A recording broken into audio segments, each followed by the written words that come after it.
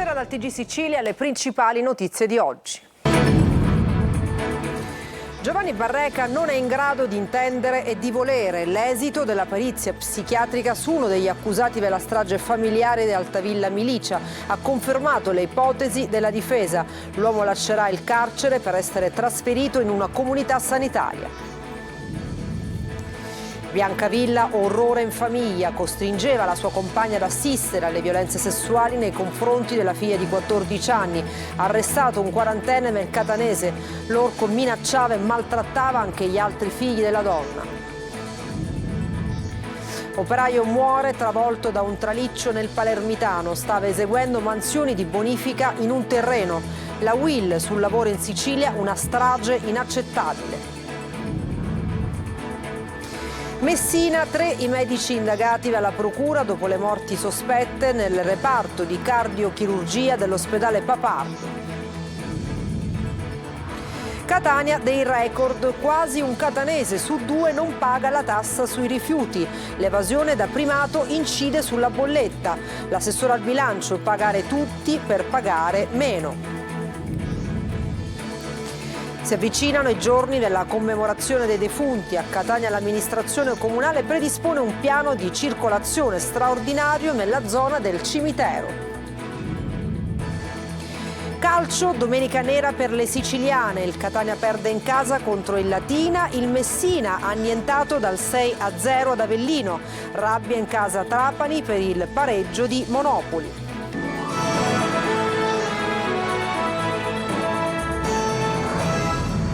Lo avete sentito, non è in grado di intendere e di volere il muratore di Altavilla che un anno fa ha torturato e ucciso la moglie e 2 dei 3 figli durante un drammatico esorcismo. Per questo Giovanni Barreca lascia il carcere per essere trasferito in una comunità sanitaria. Manlio Viola. Lascia il carcere Giovanni Barreca, il muratore sotto processo per aver ucciso la moglie e 2 dei 3 figli durante un drammatico esorcismo terminato in atroci torture fino alla morte ad Altavilla Milicia. Nonostante la gravità delle accuse, l'uomo non attenderà in carcere il processo, ma non sarà neanche libero. È stato infatti dichiarato incapace di intendere e di volere dai consulenti nominati dalla Procura di Termini Imerese, che hanno confermato la perizia difensiva. Barreca, un anno fa, insieme alla figlia 17enne reo confessa, attualmente sotto processo davanti al Tribunale dei minori, e con l'aiuto di una coppia di amici predicatori avrebbe torturato e ucciso durante il folle rito di esorcismo la moglie e i figli di 16 e 5 anni. L'uomo, difeso dall'avvocato Giancarlo Barracato, si trovava in carcere ma verrà trasferito in una residenza per l'esecuzione delle misure di sicurezza, una struttura sanitaria che ospita persone affette da patologie psichiatriche. In attesa di individuare la comunità REMS, Barreca verrà ospitato in un centro di transito ritenuto idoneo. Il prossimo 7 novembre invece il giudice del Tribunale per i minorenni nominerà un perito per valutare la capacità di intendere e di volere della figlia di Barreca superstite, che ha ammesso tutto davanti al Tribunale dei minori. La coppia di amici predicatori, Sabrina Fina e Massimo Carandente, invece si è sempre professata innocente. I 2 coniugi hanno sempre sostenuto di essersi recati nella casa della strage soltanto per pregare. Come ricostruito dalle indagini, le vittime furono torturate, colpite con padelle e attrezzi da giardino e da camino, e il corpo della madre venne bruciato dopo la morte. Orrore familiare a Biancavilla, nel catanese. Abusa sessualmente della figlia della sua compagna minore di 14 anni e costringe la donna a guardare.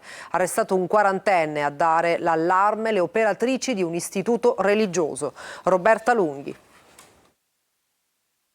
Gli stupri tra le mura domestiche a una ragazzina minore di 14 anni, costringendo la madre della vittima, sua convivente, a guardare. È il culmine di un susseguirsi di scene raccapriccianti che arriva da Biancavilla, nel catanese, dove un quarantenne è stato arrestato dalla polizia. È accusato di violenza sessuale aggravata ai danni di una minore per maltrattamenti ai danni della piccola e di altri suoi familiari, la mamma e 2 fratelli, anche loro minori. Le investigazioni sono state avviate dopo la segnalazione da parte della responsabile di un istituto religioso prestigioso specializzato nell'accoglienza di soggetti vulnerabili, di presunti abusi sessuali avvenuti in quella casa. L'operatrice si è rivolta alla polizia allarmata dalle confidenze raccontate a un ospite della comunità. Le dichiarazioni hanno poi trovato riscontro nell'audizione in forma protetta della vittima, ma anche di altre testimonianze. Da qui l'emergere di una situazione familiare da incubo, dove il quarantenne avrebbe usato il metodo del bastone e della carota per convincere la 14enne ad assecondare le sue richieste sessuali. Regali fatti e poi tolti ad ogni no, oppure minacce e botte quando la ragazza si rifiutava. Gli altri 2 figli minori erano costretti a vivere in un clima di terrore puro, sottostando a soprusi e continue umiliazioni che l'uomo infliggeva a loro e alla madre, molto spesso costretta a dormire a terra. Acquisiti dagli investigatori anche messaggi audio di gravi minacce da parte dell'uomo ai suoi interlocutori. Sequestrato dalla squadra mobile il suo cellulare. L'uomo, in attesa di interrogatorio, si trova adesso nel carcere di Piazza Lanza a Catania. Nuova tragedia sul lavoro, questa volta a Termini Imerese. Un operaio è morto schiacciato da un traliccio. Era alla guida di un mini escavatore. Sono dati sempre più desolanti quelle sulle morti bianche. La Will è una strage inaccettabile. Marco Gullà. Era alla guida di un mini escavatore mentre stava eseguendo dei lavori di bonifica in un terreno nella zona di Termini Imerese quando è crollato un traliccio che lo ha travolto. È morto così Nicasio Moncada, di 44 anni, di Sciara. Un'altra tragedia sul lavoro. Il traliccio sarebbe finito sulla cabina, l'impatto violentissimo non gli ha lasciato scampo. Appena saputo della tragica ed ennesima notizia di un altro infortunio mortale sul lavoro, ci siamo immediatamente recati sul posto, dove immediatamente abbiamo visto quanto accaduto e ovviamente le prime cose che ci vengono in mente forse sono le parole del Presidente della Repubblica, che appunto dichiara che non ci sono più parole rispetto a quello che sta accadendo nel nostro territorio e nel nostro paese. Da nord a sud il quadro degli infortuni mortali sul lavoro è desolante. Secondo i dati INAIL, in Sicilia sono stati 54 nei primi 8 mesi dell'anno, con un aumento del 22% rispetto allo stesso periodo dello scorso anno. Oggi il nuovo incidente che aggiorna questi dati. Quindi un'ennesima tragedia alla quale noi gridiamo con forza, veramente vendetta, perché queste cose non possono accadere e soprattutto non può non esserci un controllo a monte nel momento in cui si apre un cantiere o comunque si realizzano dei lavori anche in autonomia. Messina, il caso delle 6 morti sospette nel reparto di cardiochirurgia all'ospedale Papardo. Sarebbero 3 i medici indagati dalla procura, che ha aperto un'inchiesta. Francesco Triolo. Il caso delle morti sospette nel reparto di cardiochirurgia dell'ospedale Papardo è uno dei fascicoli più caldi sulle scrivanie di Palazzo Piacentini.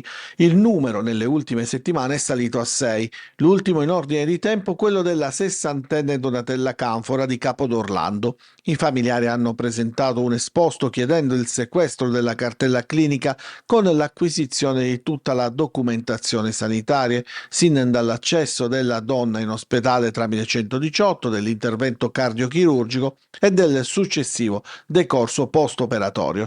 La 60enne era stata operata il 24 settembre per l'esecuzione di un bypass aortocoronarico, ma dopo qualche giorno è morta per cause che adesso i familiari chiedono che vengano approfondite, anche in considerazione degli altri decessi. La procura oggi potrebbe decidere se fare eseguire un'autopsia sul corpo della donna per avere ulteriori elementi. I magistrati Anna Maria Arena e Alice Parialò, che seguono l'indagine coordinata dal procuratore aggiunto Vito Di Giorgio, hanno iscritto nel registro degli indagati 3 medici che avevano in cura i pazienti. Si lavora su 2 ipotesi, quella della possibile presenza di batteri e la fragilità dei soggetti coinvolti, e nel frattempo si cerca di approfondire anche il tema delle valvole utilizzate negli interventi chirurgici. Intanto il deputato 5 Stelle Antonio De Luca ha chiesto all'assessore regionale alla salute Giovanna Volo l'invio di ispettori e la convocazione di una audizione urgente dei vertici dell'azienda ospedaliera in Commissione Sanità. È importantissimo fare chiarezza sia a tutela della cittadinanza sia a tutela degli operatori sanitari, anche perché verificare il rispetto di tutte le condizioni di sicurezza del reparto servono anche a tranquillizzare e a garantire il buon nome della struttura. L'Istat certifica che anche in Sicilia sempre più famiglie rinunciano ad avere figli. Mantenere un figlio equivale a un quarto della spesa media mensile di una famiglia. Marco Gullà. Mantenere un figlio equivale ad un quarto della spesa media mensile di una famiglia e in un paese che si spopola e in cui sempre più coppie decidono di non avere figli, chi invece li ha deve fronteggiare la quotidianità. Istruzione, alimenti, sport, abbigliamento, tutte spese che incidono e non poco sul bilancio di una famiglia. Abbiamo incontrato Marianna e Francesco, 3 figli, famiglia monoreddito, una vita in salita. Avere una base di 30 euro al giorno da spendere, da 40, quando si spende di più, diciamo, andiamo a pensare che domani dobbiamo risparmiare qualcosa per arrivare alla fine dello stipendio, che ormai non si ci arriva più, si rimane sempre l'ultima settimana senza soldi. Se da un lato le famiglie hanno una media di un solo figlio, chi invece è nucleo familiare numeroso ha difficoltà notevoli nel gestire le spese quotidiane. Sono 3, quindi quando sono più grandi le pretendono di più, i ragazzi studiano, quindi devono scendere, se deve comprare la merenda ed il tram, quindi il biglietto senza soldi non li può lasciare, i libri, già quando lei paga un mutuo per lo Stato già siamo ricchi, quindi anche l'esenzione viene aumentata. Rinunce e sacrifici. Prima magari ci rischiavamo ci permettevamo di spendere qualche soldo per noi, ora magari evitiamo perché ci sono i figli, la domenica invece di uscire e andare a spendere qualcosina si ci riposa. Brutto appunto non fare più figli, è una cosa brutta. Secondo me qui lo Stato dovrebbe aiutarci, ma aiutarci sul vero senso della parola. A Catania quasi un utente su 2 non paga la tassa sui rifiuti, evasione record che incide sul costo totale. L'assessore al bilancio Marletta, pagare tutti per pagare meno. Tonino De Mana. Io pago 1.800 euro all'anno, più mi devo sopportare tutta questa spazzatura qua, questa la pago anche io. Aldo, ristoratore, è sconfortato e come tanti catanesi indignato di pagare a peso d'oro la Tari. Altri invece non pagano la tassa sui rifiuti perché insoddisfatti del servizio o perché fanno parte di una fetta di popolazione che non ha ricevuto avvisi di pagamento o, ancor peggio, occupa abusivamente le case. Numeri alla mano, quasi un catanese su 2 non paga la Tari e l'evasione record incide pesantemente sul bilancio di Palazzo degli Elefanti. La percentuale di gente che non paga è altissima. Se pagassimo tutti avremmo la possibilità di pagare molto di meno.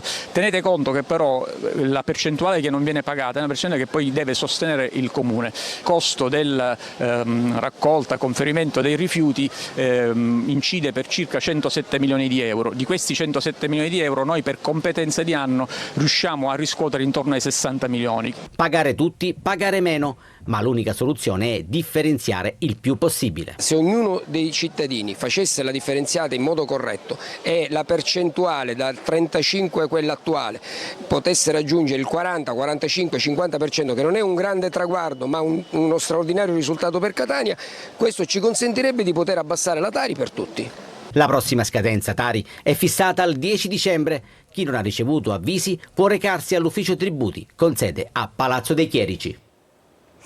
L'amministrazione comunale di Catania ha predisposto un piano di circolazione straordinario per i giorni della commemorazione dei defunti nella zona del cimitero. Orazio Longo. 1, 2, 3 novembre traffico veicolare interdetto nella zona che insiste su via Aquicella a Catania. In particolare non si potrà transitare nel viale della Regione, nel tratto da via Calliope a via Aquicella, nella stessa via Aquicella primo varco nord.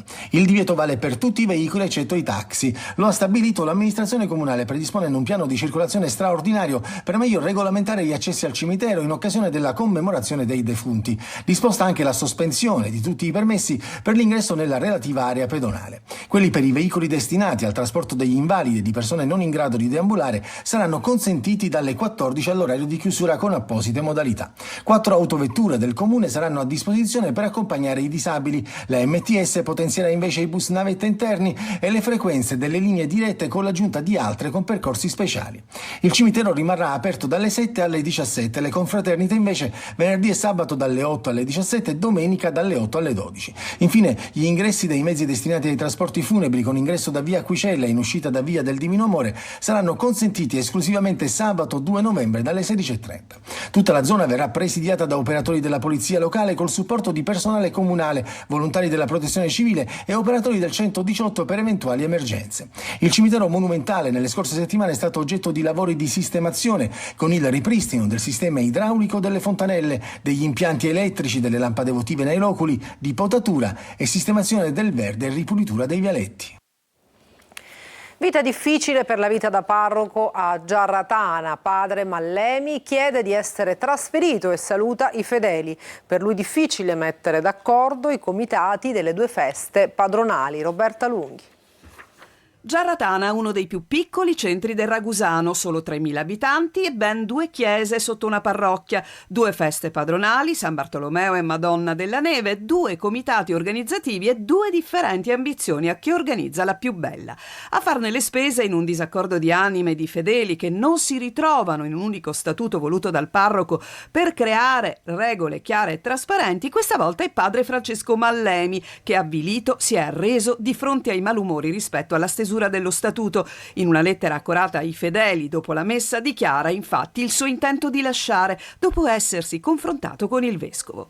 Regole uniche e trasparenza non erano dunque piaciuti ai presidenti dei comitati di festeggiamento, tanto da arrivare a dimettersi. La stanchezza per la situazione ingestibile che dura da 2 anni ha vinto su padre Mallemi.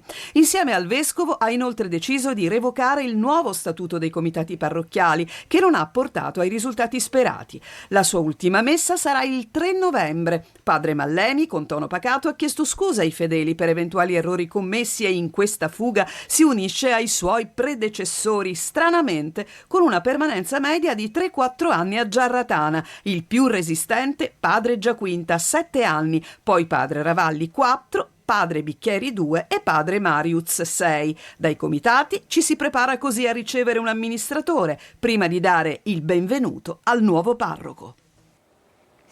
All'Università di Catania studenti a dialogo con Edoardo Leo per il suo nuovo film che rilegge in chiave moderna la tragedia di Otello. Gelosia, tradimenti, il bene che incontra il male, argomenti che coinvolgono molto i giovani. Eva Spampinato.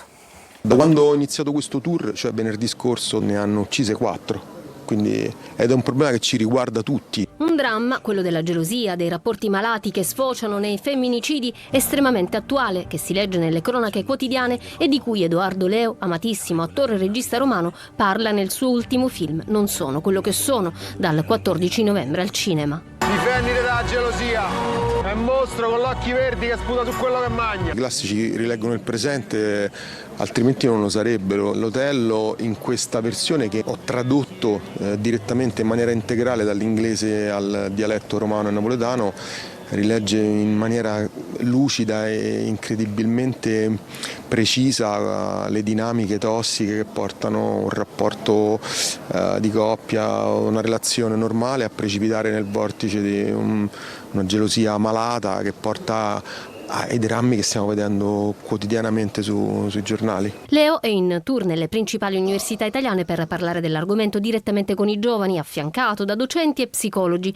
e oggi ha incontrato gli studenti dei Benedettini di Catania. Abbiamo assistito non solo all'interesse nei confronti di Non sono quello che sono del mio film, ma a vere e proprie ragazze che si sono alzate in piedi e hanno confessato di aver ricevuto molestie, ragazze che in lacrime ci hanno consegnato ricordi terribili della loro adolescenza, una specie di confessione collettiva. Il film, ambientato nei primi anni 2000, è una storia senza tempo in cui il bene e il male si mescolano in un vortice di inganni, tradimenti e folle gelosia. Edoardo Leo, per calarsi nei panni di Iago, è dovuto ingrassare 20 kg. Anche la dieta successiva per ritornare è stata molto faticosa. E adesso una pausa, tra poco lo sport.